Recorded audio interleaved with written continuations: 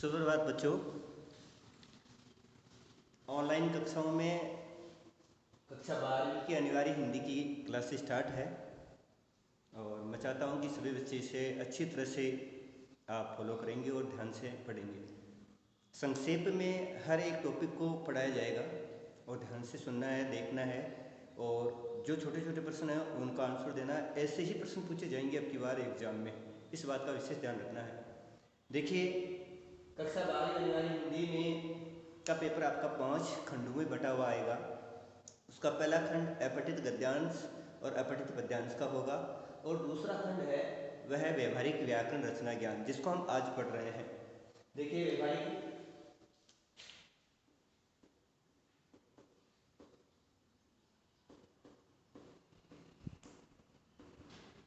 रचना ज्ञान व्याकरण,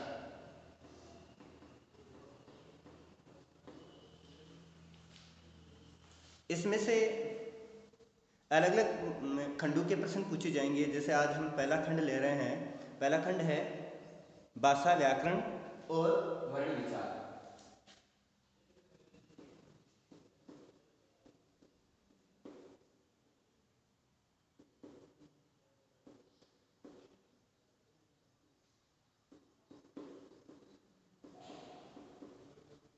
भाषा, लिपि और वर्ण विचार, ये 2 अंक का प्रश्न पूछा जाएगा। 2 अंक का प्रश्न संक्षेप में भाषा, लिपि और वर्ण विचार से संबंधित है। जिसमें सबसे पहले है, हम टॉपिक लेते हैं भाषा के बारे में। हाँ, सबसे पहले अपन भाषा के बारे में पढ़ेंगे कि भाषा क्या है। तो आज का टॉपिक है भाषा। सबसे पहले हम भाषा की परिभाषा, वैसे तो हम जानते हैं कि भाषा क्या है, परंतु फिर भी मैं आपको बता दूं भाषा की परिभाषा क्या है।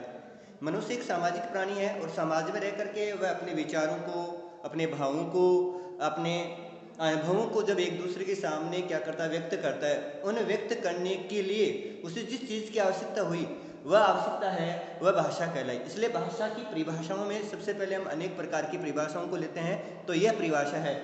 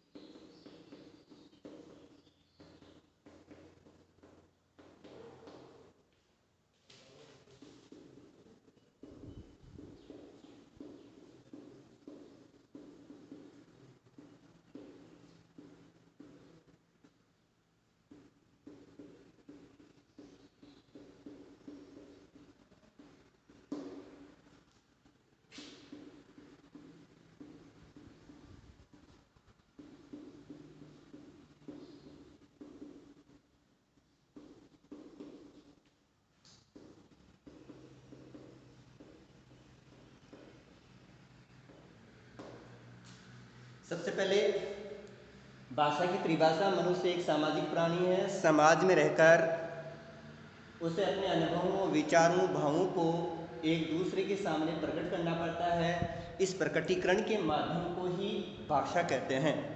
दूसरी परिभाषा,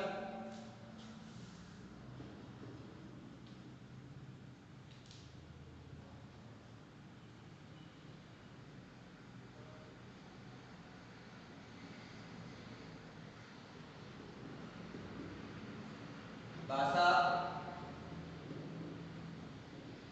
संस्कृत के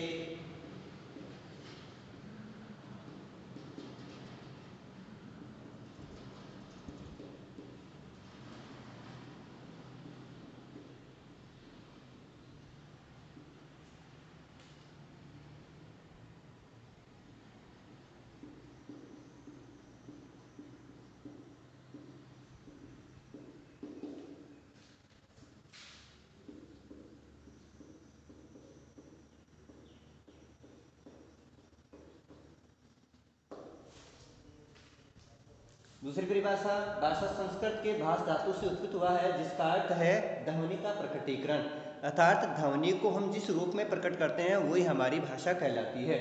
तीसरी परिभाषा,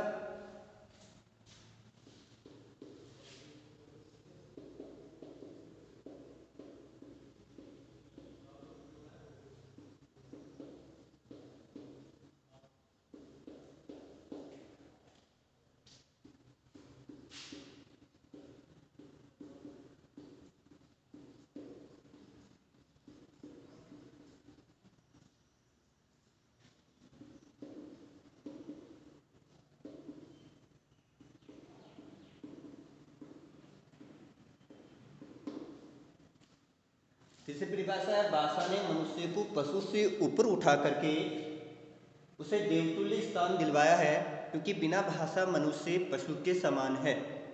तभी तो कहा गया है भाषा एक नहीं है, अनेक प्रकार की भाषाएं हैं। कोश कोश पर जो भाषा बदलती है, 3 कोश पर पानी बदल जाता है, वाणी बदल जाती है। तो भाषा के ऊपर देवतुल्य स्थान दिलवाया है। फिर भाषा का वर्गीकरण किस प्रकार से किया गया है?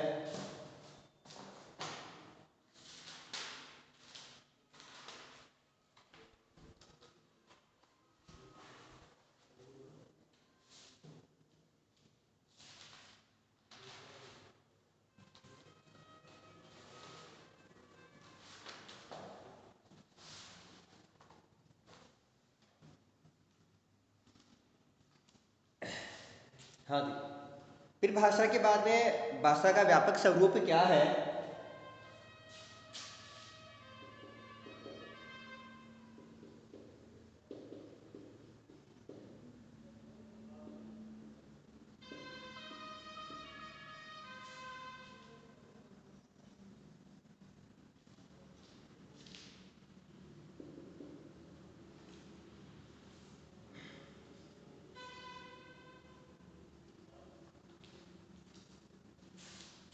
मनुष्य जब से अपने विचारों का आदान प्रदान करना प्रारंभ किया है, तब से भाषा का व्यापक स्वरूप सामने आया है कि भाषा को वह किस रूप में व्यक्त करे। इसलिए भाषा का व्यापक स्वरूप क्या है? मनुष्य अपने जिन संसाधनों से अपनी बात को दूसरों के सामने प्रकट करता है और अपनी बात व्यक्त करता है, तो इसलिए भाषा का व्यापक स्वरूप है जो संसाधन है उसी के रूप में। भाषा का व्यापक संसाधन है मनुष्य जिन माध्यमों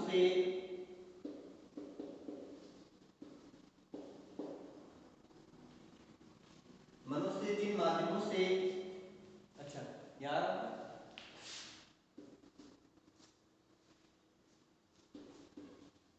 अपनी बात दूसरों को के सामने प्रकट करता है।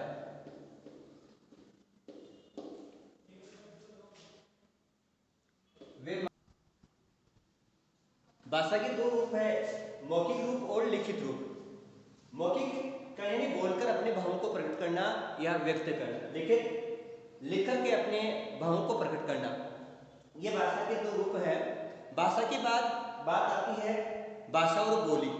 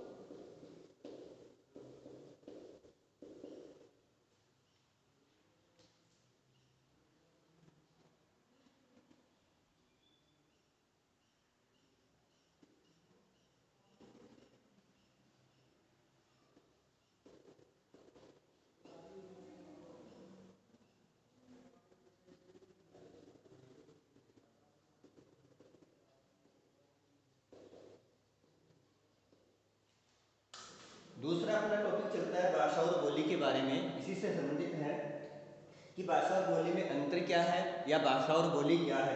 तो भाषा के बारे में, भाषा किसी विशेष क्षेत्र में बोली जाने वाली भाषा है। जैसे राष्ट्रभाषा, भाषा का दायरा बहुत बड़ा होता है और बड़े भूभाग में बोली जाती है। जैसे पूरे भारतवर्ष की राष्ट्रीय भाषा है हिंदी राष्ट्रभाषा, ये भाषा है।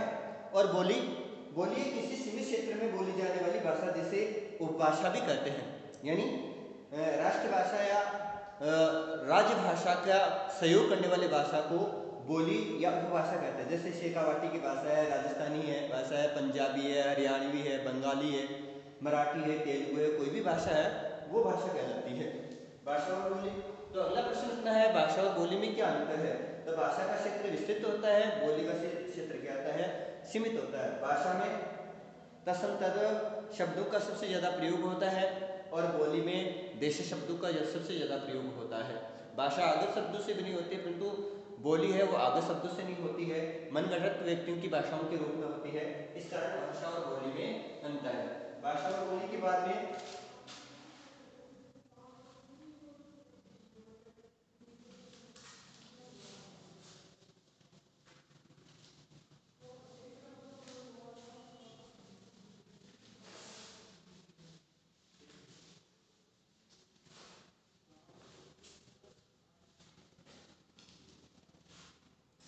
अगला हेडिंग डालना है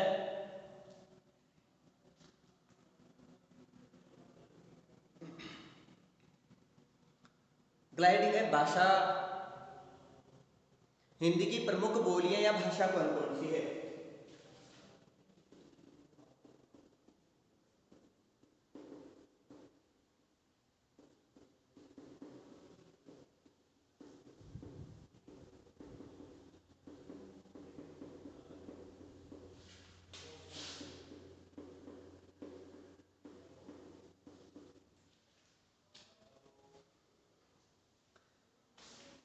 जिनको 5 भागों में बांटा गया है, हिंदी की प्रमुख बोलियां भाषाओं को 5 भागों में बांटा गया है। वे हैं निम्न प्रकार है। जैसे